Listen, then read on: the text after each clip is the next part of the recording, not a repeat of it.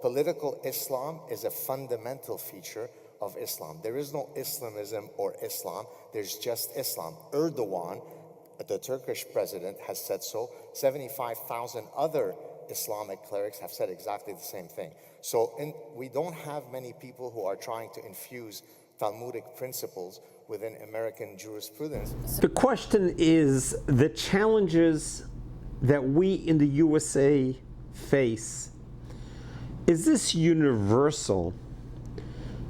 For instance, in the UK, do they face the same challenges as we here in the United States of America? And we all have our own challenges, and we all have our own issues, our own shortcomings. But yet, when it comes to our enemies, are our enemies equal as they are in America as in the UK? We see what's happening throughout Europe. And we think about it, that they expelled the Jewish people from Europe during the Holocaust. Now look who they replaced us with. And look what Europe is dealing with, especially in the UK. This is a very interesting debate with Mr. Gad Saad, which I highly recommend you listen to. I think it would be very informative. Kindly subscribe to this channel so we can continue on spreading a little bit of light to push away a lot of darkness. You said it was disgusting to question whether or not a given faith was compatible with the Western values or British culture. And you said there's quite a different context in America to what it is here regarding the grooming gangs. I don't know if you know, and I'd be interested to hear your response to this, see if it changes your mind. In the UK, Pakistani men are overrepresented by a share of 4 in child sex crimes. And when the children who have been abused by these gangs come forward and speak about it, they say they've been branded with the M for Muhammad on themselves, they've been subjected to forced Quran readings, and the families of the rapists have justified the abuse of the girls because they have said they dress immodestly by Muslim standards. And when they asked the police officers, the council workers, the politicians why they didn't speak up for this, in all of the reports, they say for political correctness, for community cohesion, because they didn't want to upset the Muslim community. Now, as well as the security of Jews, which you mentioned, according to the Henry Jackson Society last year, only a quarter of British Muslims think October the 7th happened. Like 3/4 of them think Hamas did nothing wrong, and that's mainly concentrated among university-educated British-born Muslims 18 to 30. So I think we have a very different problem in the UK than we do in the US. So do you still think it's not possible to say Islam is not compatible with Britain? Okay.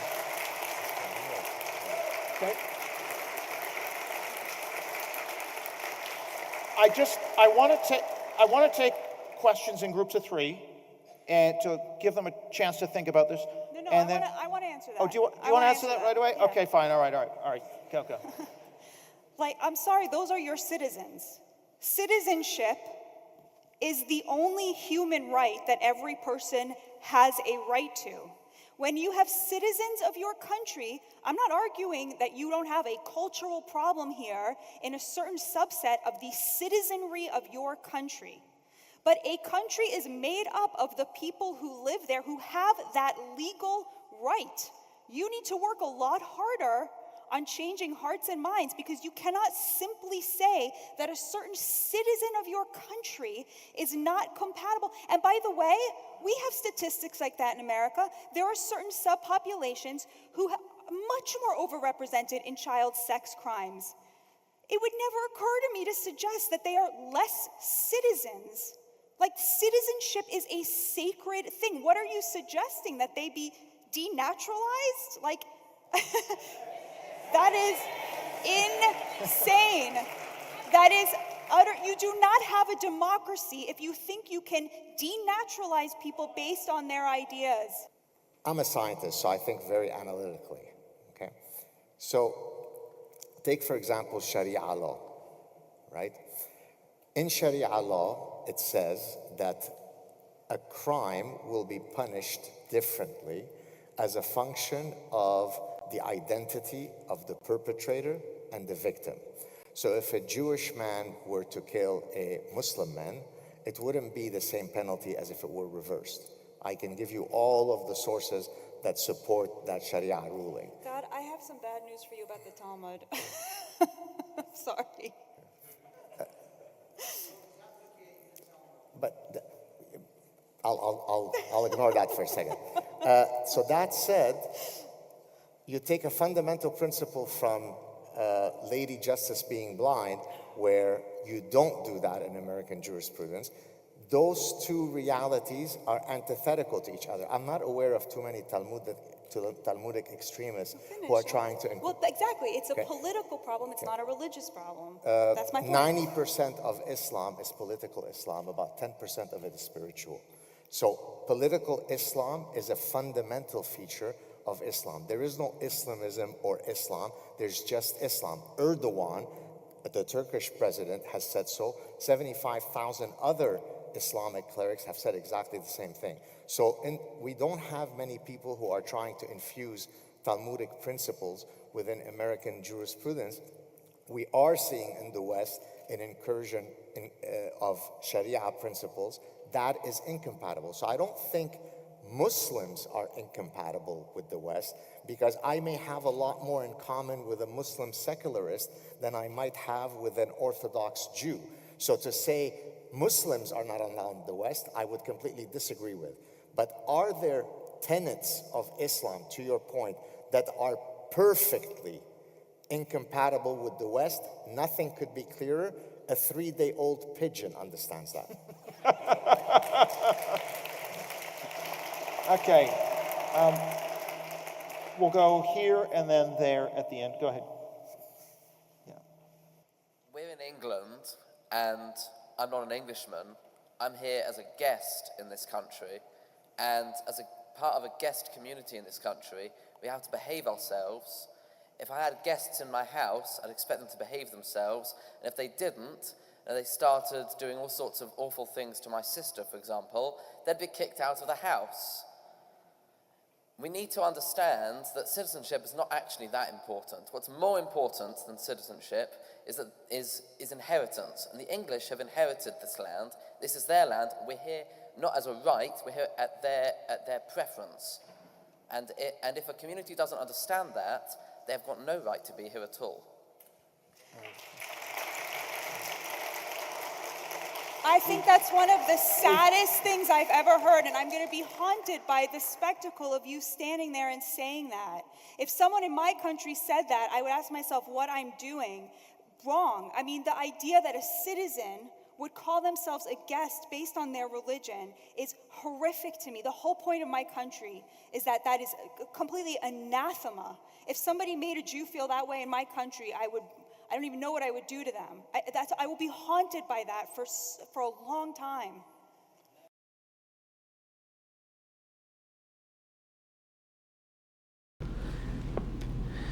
And this is so true when we realize and we understand that religion is supposed to be all about coexistence. When God created the world, He created this world, that this world should become a dwelling place for godliness, for spirituality. And the intent was for everyone to coexist. There isn't one religion in this world. There are many religions in this world. And Judaism welcomes, respects, and salutes all the religions that are out there. Why don't they accept Judaism? Judaism does not proselytize to try to get more members. We're having a hard enough time keeping the members that we have already. We don't proselytize. Of course, if someone wants to become Jewish and become part of the Jewish faith, we would welcome them. But our goal is not to dominate the world and to take over the world and to convert everyone to Judaism. That's not Judaism at all. Judaism is a religion that we were given a specific mandate by God to be a light unto the rest of the world, to be available to offer the world everything possible in all areas of life, whether it's spirituality, whether it is in materials, whatever it may be. Judaism is there to provide it. And that is all based on the Bible. The Bible is what is our guiding light, is what teaches us how to succeed in our journey in the world. It's a rather rough journey for each one of us when we are born as an infant. And then we get into childhood, toddlerhood, and then adolescence, and then we get married and parenthood. It's a journey. But the Torah is a light that teaches us how to make it through this journey. The light is a light of love. The light is a light of understanding, of compromise, of acceptance. And that is what Judaism has always stood tall with. Judaism is a religion as defined in the Talmud. Our natures are, we are compassionate, we are bashful, and we are kind. These are three innate natures of our Jewish people. Everyone else may also have that and should have those traits. But this is what Judaism is about. The world has become so anti-Semitic, mainly out of ignorance and out of just following the sheep. It's the popular thing to do, is to be anti-Semitic. And people just became so gullible and so complacent without even scratching the surface and to realize and understand what does it mean to be anti-Semitic. What does it mean? Who are you anti, and for what purpose, what reason? What happened on October 7, 2023 was a world event that the world in the 21st century should have never ever witnessed. But yet, the world on October 8 was condemning Israel. What happened to condemning Hamas, the barbaric, savage, below subhuman terrorists who was so proud to wear GoPro cameras to record the atrocities, the way they raped, tortured, burnt, murdered, beheaded innocent babies, children, adults, teenagers, grandparents, destroyed families, destroyed lives. So excited to call home and say, I just killed 10 Jews. Well, I mean, really? Is this the 21st century? But they are stuck back in the 10th century, in the 11th century, in the Stone Ages. People live by the sword. It is time that we have matured ourselves, that the world will no longer tolerate such behavior. We must expel them and wipe them out totally so this doesn't happen again. We are at the verge of seeing a new Middle East. If we are successful in being able to make Iran great again, as our president said, MIGA, which means let's bring Iran back the way it was pre-1979, where Israel and Iran were partners. There were no wars between Iran and Israel. They were allies with each other. There were flights from Tehran to Tel Aviv to Tehran. The students exchange in universities. When there was an earthquake there, Israel jumped in to help them rehabilitate and rebuild. That is the Middle East that we're looking forward to. In 1979, that all changed when this regime, a death cult, took over Iran with the Ayatollahs and the mullahs. And all they want is death, bloodshed. And they became a state sponsor of terrorism to the Houthis, to the Hezbollah, to Hamas. Now we have a window of opportunity to change it all. Just fantasize for a moment what it would be like if Iran is no longer a state-sponsored terrorism, that there's democracy, that the 92 million Iranians are able to live freely, the women are able to have all the freedoms and liberties that they so deserve, and people will be able to travel to and from Israel, and Israel will no longer be on their charter to annihilate. imagine what the Middle East would be like. The diplomatic relations of the Abrahamic Accords can become a reality where all the Arab nations will recognize Israel. Israel will recognize everyone. Palestinians will be able to have their statehood, and the Middle East can be a place of peace. It is attainable, it is doable. Let's just pray to God that we can see it in our times. And that happens through each of us participating in any way we can and bringing a little bit of light, pushing away a lot of darkness through random acts of goodness and kindness, being kind, being sensitive, being encouraging, being complimentary to others, embracing others, and developing a very close relationship with God in heaven. God listens to you. God is waiting to hear from you. The day you were born, God said the world can no longer exist without you. Yes, you. You are unique. You are special. You are part of the world. We all need to coexist in peace, and we will. God bless you. God loves you.